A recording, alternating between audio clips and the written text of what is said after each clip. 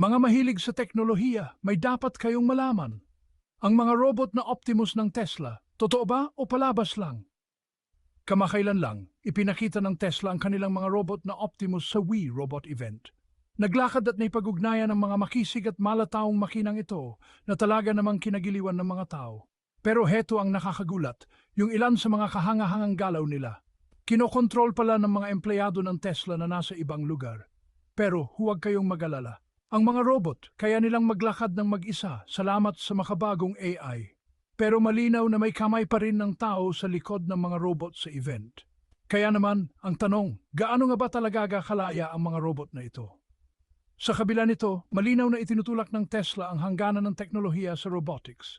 Ang kakayahan ng mga robot na ito na maglakad ng mag-isa ay isang malaking hakbang na. Ano sa tingin ninyo? Narito na ba ang kinabukasan ng robotics o malayo pa ang lalakbayin natin? Mag-like at mag-follow para sa iba pang updates sa mga makabagong teknolohiya. Mag-comment din kayo. Team AI ba kayo o Team makalumang teknolohiya?